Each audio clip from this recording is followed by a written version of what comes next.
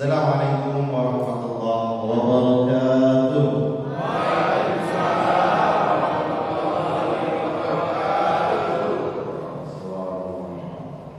Alhamdulillah, alhamdulillahirabbil alamin. Asyhadu an la ilaha illallah wa asyhadu anna Muhammadan abduhu wa rasuluh. La nabiyya ba'd.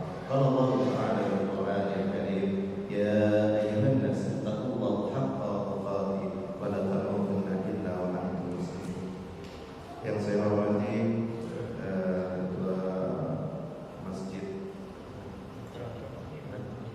Baitul Rahim dan Ketua DKM dan seluruh pengurusnya, seluruh jajaran kelurahan, RT, RW. Semoga kita semua selalu disehatkan oleh Allah Subhanahu wa taala. Tentunya saudara-saudara sahabat seiman, kita selalu bersyukur kepada Allah tidak henti-hentinya, karena Allah telah memberikan kesehatan yang luar biasa buat antum, tentunya dan kita semua hari ini yang hadir bisa sholat berjamaah. Banyak saudara kita, sahabat kita, keluarga kita tidak bisa sholat bareng sama kita. Entah apa sebabnya, entah apa alasannya, yang jelas mereka tidak bisa hadir. Tapi hari ini kita diberi kesempatan oleh Allah berkumpul di sini. Ini subhanallah. Ini sangat luar biasa yang patut kita syukuri dalam hidup kita. Tidak ada sesuatu yang ada di muka bumi kecuali Allah yang menggerakkan. Tidak ada sesuatu yang bergerak di muka bumi kecuali Allah berkehendak. Kalau Allah berkehendak, tidak ada yang bisa menghalangi. Kalau Allah berkehendak, tidak ada yang bisa menghalangi. Kalau Allah berkehendak, tidak ada yang bisa memutusnya. Allahu Akbar. Maka oleh karena itu di pagi hari ini lantunan rasa syukur kita kepada Allah tak henti-hentinya. Seorang mukmin yang selalu bersyukur kepada Allah, tentu bibirnya selalu basah dengan zikir-zikir memuji Allah. Allahu Akbar, Allahu Akbar. Maha besar Allah yang memberikan kekuatan kepada kita. Bersyukurlah kita selalu. Bukankah orang-orang yang bersyukur kepada Allah, maka Allah akan tambah nikmatnya? Apalagi yang kita tunggu saudara, apalagi yang kita tunggu sahabat semua. Gimana suasana ini? Masih semangat? Pak, masih semangat? Masih, Pak. Syukur ya, di suasana COVID-19 ini belum selesai dan mudah-mudahan kita semua sehat. Masya Allah. Allahumma sholli ala Sayyidina Muhammad wa ala ali Sayyidina Muhammad. Tentunya selalu kita ucapkan di lisan kita. Apalagi bulan ini adalah bulan Maulid. Kita kenal dengan bulan Maulid. Bulan ini bulan di mana Rasulullah SAW, junjungan kita, dilahirkan. Allahumma sholli wa sallim wa barik ala Sayyidina Muhammad. Siapa lagi yang bisa kita contoh kecuali Nabi Muhammad SAW. Saudara seiman dan sekeyakinan, adakah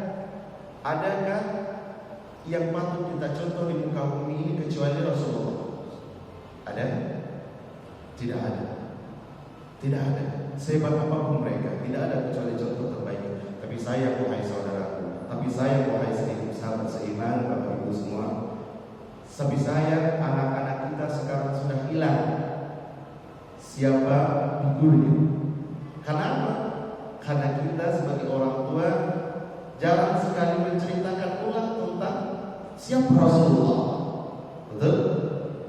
Sering ceritakan di rumah. Siapa itu Nabi Muhammad SAW? Siapa itu Muhammad? Sering diceritakan ulang?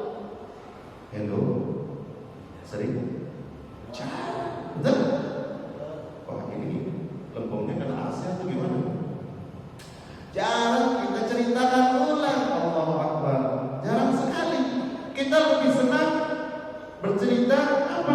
Bercerita tentang dunia ini. Bercerita tentang kehidupan bahwa kau akan jadi nanti kau besar harus jadi anak sukses. Betul? Nanti kau besar, kau harus mengangkat derajat kedua orang tua. Kita lebih banyak bercerita tentang itu. Tapi jarang sekali kita bercerita tentang Nabi Muhammad SAW. Siapa Muhammad itu? Siapa Nabi kita Rasulullah SAW ini? Siapa? Bahkan sirahnya saja kita banyak lupa. Anak-anak kita, ibu bapak yang dirahmati Allah, kaum muslimin, anak-anak kita mengenal Rasulullah itu bukan di rumahnya. Tapi di mana dia mengenal Rasulullah? Tapi di mana dia mengenal Rasulullah? Dia mengenal di sekolahnya. Bahkan dia mengenal dengan guru-gurunya. Padahal yang seharusnya menceritakan ini adalah kita. Bukankah kita para ibu-ibu yang harusnya sebenarnya, bukankah ibu-ibu itu madrasah aula? Betul?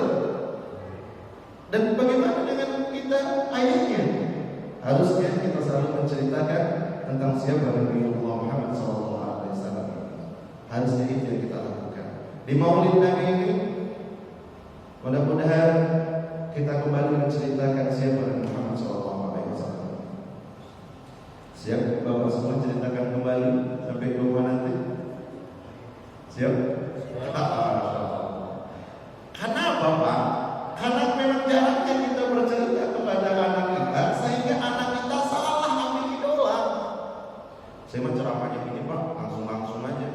Biasanya nggak punya tema sama sekali. Akhirnya jangan salahkan anak saat ini, ibu bapak yang dirahmati Allah, kaum muslimin semua. Jangan salahkan anak kita hari ini. Mereka membangkang kepada kita. Jangan salahkan mereka. Jangan salahkan mereka. Mereka hari ini bebas hidupnya. Kenapa? Karena kita sebagai orang tua jarang sekali menceritakan, jarang sekali kehebatan Rasulullah ini. Bukankah Rasulullah ini adalah sebaik-baiknya contoh? Betul? Sebaik-baiknya yang harus kita panuti.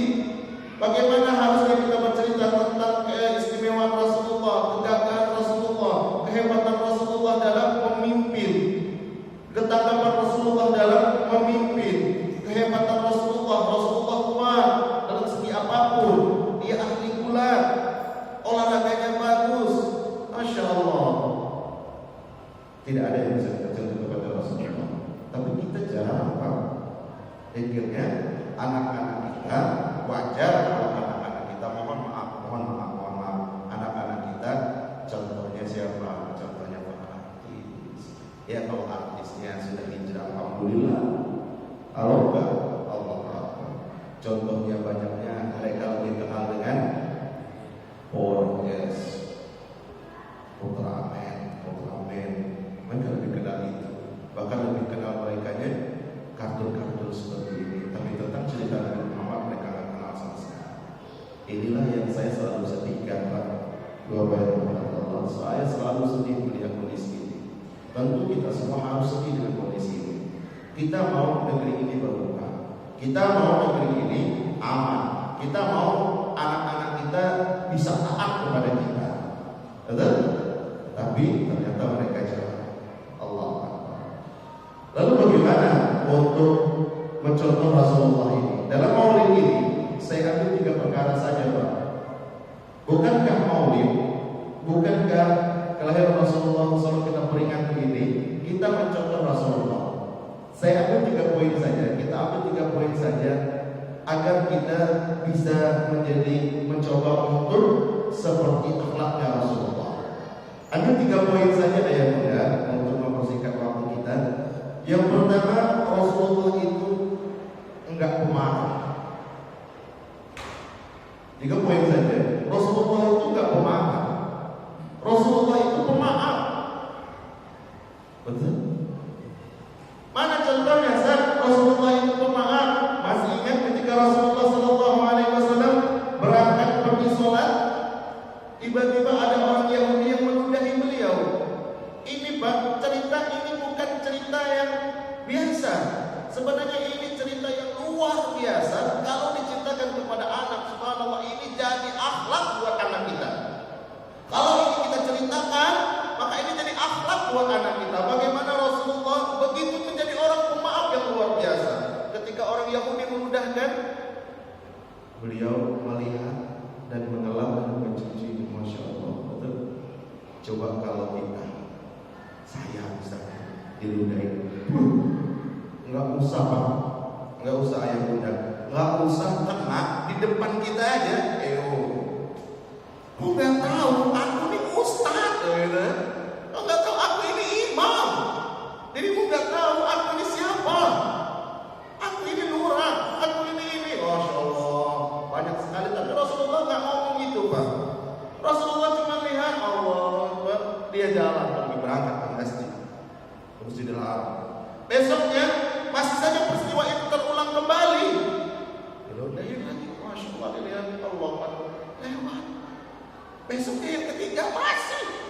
Coba lihat Pak, 3 kali.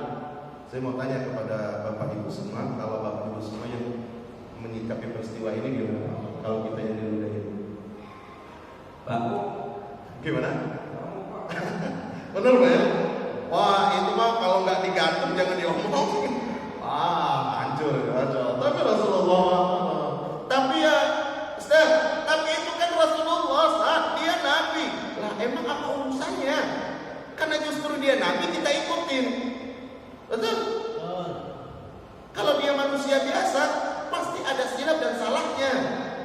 Tapi karena dia Nabi lah yang harus kita ikutin. Allahu Akbar. Masyaallah. Apa yang dilakukan Rasulullah pada saat ketika diludahkan itu? Maka yang keempat kali dia menunggu, Bang. Mana nih yang meludahi? Kalau kita mah nggak usah ditunggu. Kalau bisa nggak bisa lewat jalan itu lagi.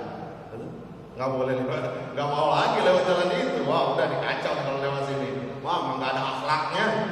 Ngapain lewat situ lagi? Dasar gitu. Tapi enggak. Itu oh kok nggak ada nih. Ditanya sama masyarakat sekitar, mana nih orang yang meludahi saya? Dia sakit ya Rasulullah. Allahu Akbar. Mendengar sakit Rasulullah menjadi apa? Lanjut dengan sholatnya, pulang dia ke rumah, dia bawa sekeranjang kurma untuk menjumpai orang Yahudi. Ini akhlak yang luar biasa. Andai anak-anak kita tahu dengan cerita ini, terus kita ceritakan, ini jadi akhlak buat anak-anak kita. Bagaimana dia harus memaafkan orang lain, bagaimana dia harus bersikap terhadap orang tuanya, bagaimana dia harus bersikap terhadap ayahnya, ibunya, saudaranya, sahabat-sahabatnya. Allahu Akbar. Bukankah kalau ini terlahir, bukankah kalau akhlak ini terlahir untuk anak kita, apa tidak amannya Indonesia? Apa tidak madaninya Indonesia? Apa tidak bahagianya keluarga kita melihat anak-anak kita tumbuh dengan akhlak-akhlak terbaik? Betul? Allahu Akbar. Dibawain keranjang kurma, dijenguk Pak. Setelah dijenguk didoain Pak. Melihat akhlak ini, coba lihat Pak akhlak ini. Ketika disampaikan, dia duduk di sana. Apa kata orang Yahudi? Kita kenal betul, ceritain apa Pak? Apa kata orang Yahudi Pak? Sebanyak-banyaknya saudara saya, sahabat saya yang mengatakan dia saudara, yang mengatakan dia teman terbaik, tapi ketika saya sakit, mereka belum ada yang melihat saya kecuali dirimu, wahai Muhammad. Maka dia mengikrarkan, mengagungkan Allah Subhanahu wa taala dan masuk dalam Islam. Coba lihat Pak. Masya Allah. Ini luar biasa Pak. Saya kalau mengulang-ulang sirah ini Pak, cerita tentang bait ini, ada lagi bait Rasulullah yang memberi makan orang buta Yahudi. Saya melihat kalau saya membaca ini saya menangis Pak. Kenapa? Begitu dahsyatnya pemaafnya Rasulullah. Dan pemaaf. Tapi bagaimana dengan kita? Anak kita bermasalah sedikit dengan kita. Oh, sudah berbusa lunak, tapi kau tidak ngerti-ngerti juga. Betul? Begini kita dengan istri lagi. Lah, abang ngomongin kau ini dah ngerti-ngerti juga. Bebal kita kau. Rasulullah dah gitu. Rasulullah baik dengan istrinya Pak. Rasulullah baik dengan istrinya, baik dengan cucu-cucunya, dengan anak-anaknya. Bahkan lihat bagaimana akhlak Rasulullah di dalam sholat ketika cucunya naik ke pundaknya, maka dia nggak berdiri Pak. Maka dia nggak berdiri, dia tunggu Rasul siap main di pundaknya. Setelah itu dia baru berdiri dari sujudnya. Maka ditanya oleh sahabat-sahabat, kenapa sujudnya lama kali ya Rasulullah? Karena Hasan dan Husain naik ke pundaknya, main di pundaknya. Begitu Allahu Akbar. Nah, seharusnya kita tidak jadi orang-orang. Rasulullah bersabda kepada kita, hadis ini sering disampaikan kepada anak-anak kita di TK. La walakal jangan marah kata Rasulullah. Bagimu sudah. Ini luar biasa Pak. Nah, apalagi akhlak Rasulullah. Poin yang kedua Rasulullah yang harus kita contoh adalah tidak mudah berprasangka terhadap orang lain.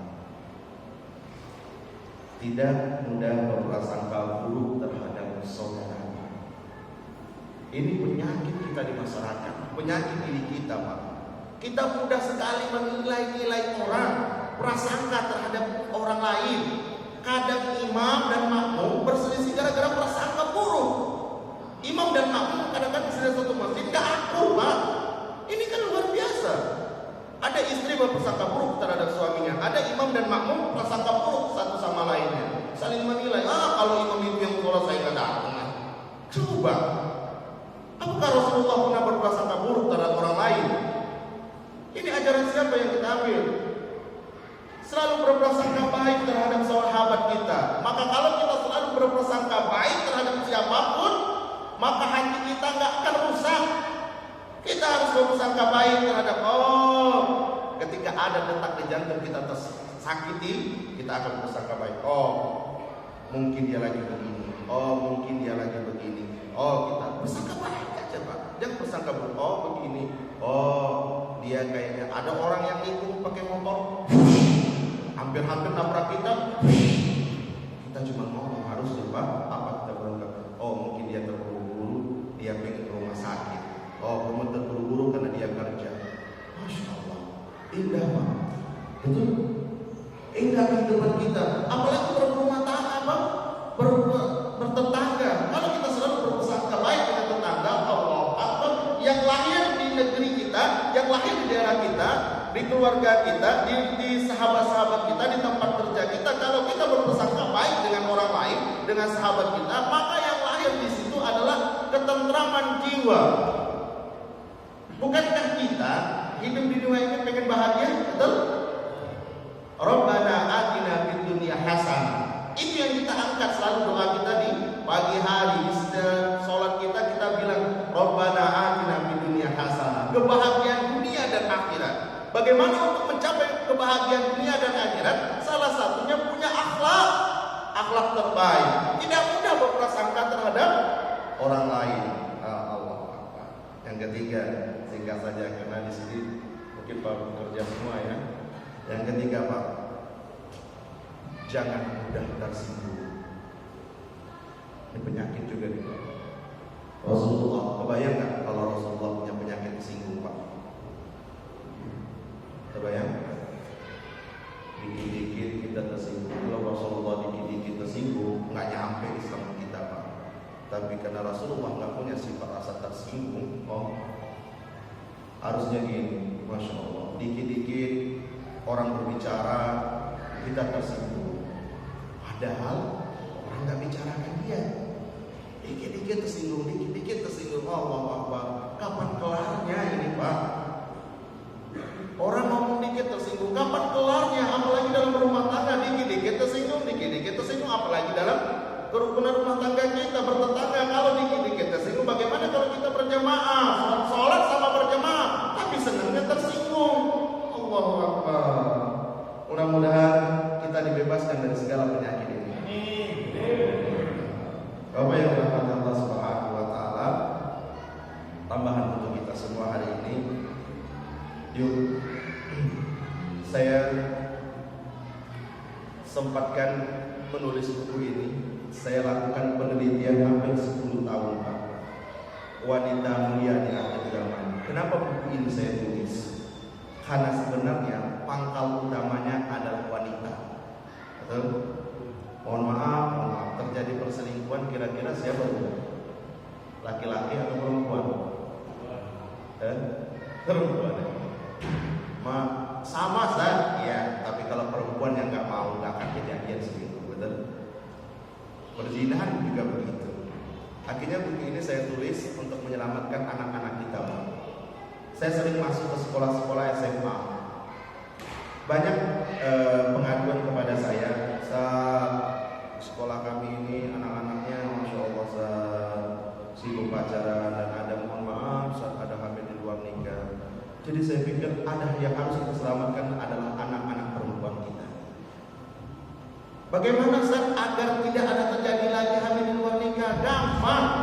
Didik anak-anak perempuan kita. Kalau anak-anak perempuan kita sudah terdidik, dia harus menjauhkan dirinya dari seorang laki-laki yang bukan muhrimnya, tidak usah berdekat-dekatan lagi, maka selamat anak kita, Pak. Kenapa? Memang Masya Allah, setan ini masuknya memang lewat perempuan Pak, yang paling utama. Coba lihat. Apalagi kalau, coba lihat Pak, kalau konsepnya di telepon, gimana tuh kalau perempuan? Telepon, Bu, ada ibunya, ada ya. Coba lihat. Assalamualaikum, Pak RT nelpon. Assalamualaikum Bu Ani. Waalaikumsalam. Coba kalau dengar suara begini. Lagi di mana Bu Ani? Nggak ada, di rumah aja. Kira-kira sebagai laki-laki gimana Pak? Dengar yang begini ya. Ini kan suara-suara yang sadu. Andai saja kita ajarkan kepada istri kita, kalau ada laki-laki yang angkat, nak, Bu, ngomongnya yang tegas, jangan dilembut-lembutin. Kalau dilembut-lembutin ini perkara mulai masuk. Laki-laki jangan dikasih kesempatan. Kalau dikasih kesempatan, dia embat Pak, betul? Naluri laki-laki, jangan dikasih kesempatan. Jadi kalau ada orang yang nelpon, bilang sama anak kita, nak, Mama, kalau ada orang yang nelpon, mau dia Pak RT sekalipun nelpon, tegas. Assalamualaikum, waalaikumsalam. Enak kan? Tuh Pak RT mulai ngeri juga Bu Ani nih. Lagi di mana Bu Ani? Pak RT ngapa-ngapain nanya-nanya saya lagi di mana? Saya di rumah Pak RT. Ada apa Pak RT? Oh, nggak akan ada Pak kalau jawabannya begini. Apalagi kalau anak kita ditelepon. Assalamualaikum, Aisyah, di mana? Waalaikumsalam. Saya lagi di rumah. Aisyah lagi ngapain? Serah saya mau ngapain. Kira-kira anak kita akan terjebak dalam pergaulan bebas kalau begitu Pak? Kenapa? Diajarin kita Pak. Memang subhanallah. Kalau sang wanita tidak melakukan menjaga dirinya dan dia mulia, masya Allah, selamat anak-anak kita Pak. Makanya saya selalu bawakan buku ini kemana saya pergi berdakwah. Saya tulis, saya punya banyak penulisan buku, tapi yang paling pertama saya cetak ini Pak. Saya berharap ini tersebar. Saya berharap ini tersebar ke seluruh Indonesia, dan ketika dibaca oleh anak-anak dan istri kita, dia mengerti bagaimana mulianya dia sebagai seorang wanita. Bagaimana Rasulullah ketika seorang laki-laki membaca buku ini, bagaimana dia seperti Rasulullah memuliakan seorang istri. Bukankah kata Rasulullah, sebaik-baiknya suami adalah saya, contoh suami, karena saya paling baik dengan istri. Harapan saya begitu. Keinginan saya ketika ada membaca buku ini, ada mendapatkan buku ini, maka seorang laki-laki dia akan memuliakan istrinya. Kalau dia seorang laki pemuda, dia akan memuliakan orang tuanya dan akan memuliakan wanita yang dia temui. Dia tidak akan mudah menggombal, tidak akan mudah merusak wanita, anak orang. Dia tidak akan rusak. Kenapa? Dia tahu kemuliaan seorang wanita. Wanita itu bukankah dalam pepatahnya wanita itu adalah tiangnya agama. Betul. Kalau tiangnya rusak, bagaimana? Tiangnya negara. Kalau tiang ini rusak, bagaimana negara akan menjadi kokoh Pak. Dalam keluarga juga, kalau wanitanya rusak Pak, keluarga itu akan rusak. Kalau seorang istri bermasalah, maka bermasalah di rumah. Benar nggak? Kira-kira senang nggak kalau balik ke rumah istrinya merengut aja? Gimana Pak? Senang? Pak, jawab jujur, senang nggak? Kalau istrinya pemarah di rumah, senang nggak? Sama Pak, istri pun begitu. Dia tak mau punya suami pemarah. Jadi kalau di rumah nggak ada marah-marah, bahagia nggak hidup Pak? Bahagia. Allah Akbar. Baik Bapak yang dirahmati Allah, adapun saya di sini ini dibawa oleh satu lembaga namanya MBI. Ada Ustaz Hendra di sini. Alhamdulillah mereka ini para pejuang semua, Bapak Ibu semua berjuangnya luar biasa. Mereka ini selalu berjuang untuk umat yang khusus ke Palestina. Berjuang untuk Palestina, membantu saudara-saudara kita di Palestina. Di sini udah pernah datang saya Palestina? Udah bercerita tentang itu ya. Biasanya saya juga bercerita tentang itu, tapi Maulid Nabi, karena Maulid Nabi kita lebih fokus kepada Maulid Nabi. Biasanya ceritanya tentang 7 keajaiban di Palestina. Kenapa kita harus membantu Palestina? Ustaz, kok jauh-jauh sekali Ustaz bantu Palestina?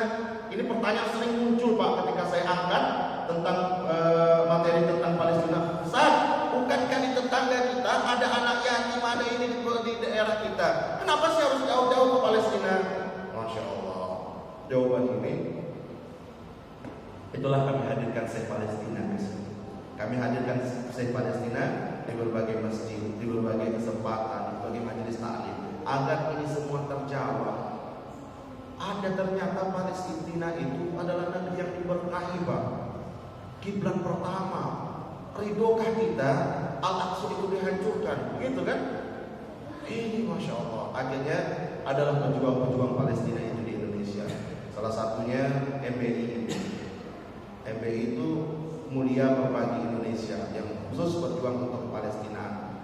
Ada nggak untuk ini wilayahnya? Mereka siapkan juga pos-pos untuk membantu wilayahnya. Kalau Bapak titipkan, Sahendra ini titip untuk anak yatim, mereka akan salurkan untuk anak yatim. Sahendra, tergantung akadnya kita, mereka ini Pak, ini Sahendra, ini untuk Palestina, saya serahkan ini untuk Palestina. Maka mereka serahkan untuk Palestina. Allahu Akbar. Mulia mereka ini Pak. Ada lagi Ustaz Agus yang barengan saya dari Pekanbaru. Saya melihat mereka ini para pejuang Pak. Mereka ini rela meninggalkan istrinya sampai seminggu Pak untuk memperjuangkan ini. Masya Allah. Saya sendiri aja ini udah 3 hari saya rasa rindunya, naudzubillah Pak. Mereka berjuang Pak. Tidak hanya begitu, mereka datang ke masjid ini, mereka menawarkan kepada Bapak, betul? Kepada DKM nawarin, boleh nggak ada kegiatan di sini? Begitu Pak. Mereka tawarin, kadang-kadang mereka ditolak, kadang-kadang mereka, oh majelis mohon maaf, mungkin saat itu tidak pihak masjid belum siap mengadakan agenda, mereka cari lagi masjid lain, mereka cari DKM lain. Masya Allah, panas-panas mereka lakukan itu Pak, perjuangan itu. Untuk apa? Untuk kemudian berjuang untuk Palestina. Pertanyaan saya, siap bantu Palestina? Pagi-pagi nih, enak nih. Bukankah Rasulullah pernah bersabda kepada kita, barang siapa yang berinfak di pagi hari, ada 2 malaikat yang turun ke muka bumi. Malaikat yang pertama doa kepada Allah, ya Allah, siapapun yang berinfak di pagi hari ini, memberikan infak terbaiknya di pagi hari ini, maka lapangkan rezekinya, tambah hartanya, kabulkan doanya. Malaikat yang kedua berbicara apa, mendoakan lagi. Malaikat kedua mendoakan, ya Allah, sempitkan rezeki orang yang enggan berinfak di pagi hari ini. Allahu Akbar. Siapa memberikan yang terbaik? Ya. Oh, baru satu. Siapa berikan yang terbaik? Ya. Mana suaranya? Memang begini biasanya. Siapa? Ya. Pertanyaannya begini Pak. Kalau untuk masalah sedekah saya paling senang. Duit 100.000 itu Pak, saya bicara. Duit 100.000 itu kalau dibawa ke pasar besar atau kecil? Pak Bu, duit 100.000 itu kalau dibawa belanja ke pasar besar atau kecil? Kecil. Kompak dong, besar atau kecil? Kecil. Tapi kalau dimasukin kotak impak, jadi besar. Kerasa banget Pak ya, ngeluarin duit 100.000. Mikirnya panjang. Kalau saya kasih bermasalah ya.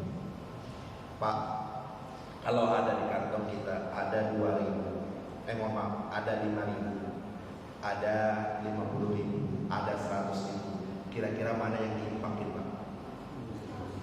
5.000. Tapi ternyata dalam kantong celana baju kita tuh Pak, 5.000-nya ada 2. Yang satu baru, yang satu lecek. Tahu lecek? Kira-kira mana yang diimpakin Pak? Yang lecek, gambarnya lada jelas lagi, ditempel lagi sama isolasi ban. Betul? Allahu Akbar. Katanya mau surga. Terus alasannya apa? Ustaz, biar kecil asal. Ini mah alasan orang-orang pelit. Dibalik aja. Biar besar asal ikhlas. Keren kan? Lebih bagus. Bukankah kata Rasulullah, tidak sempurna iman seorang ketika dia tidak memberikan yang terbaik untuk Allah, mengimpakkan harta yang dia cintai. Siap memberikan yang terbaik? Siap? Masya Allah. Oh ya, nanti kalau mau hadiah ini untuk anak-anak silakan jumpai Ustaz Hendra nanti di luar saja, karena nggak ada akalnya transaksi di dalam masjid, nggak boleh. Nanti di mobil saja. Mau hadiahkan untuk istri dan anak-anak silakan. Tapi sebelum kita selesai, mari sama-sama kita berdoa. Biasanya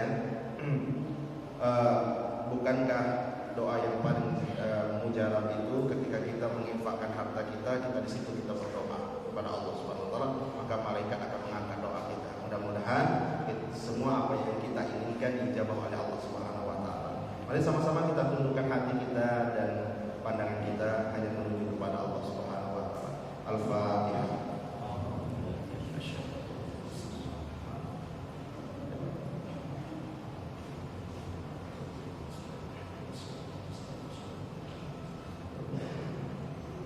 Silakan ibu bapak sambil berdoa, silakan yang mau berdonasi.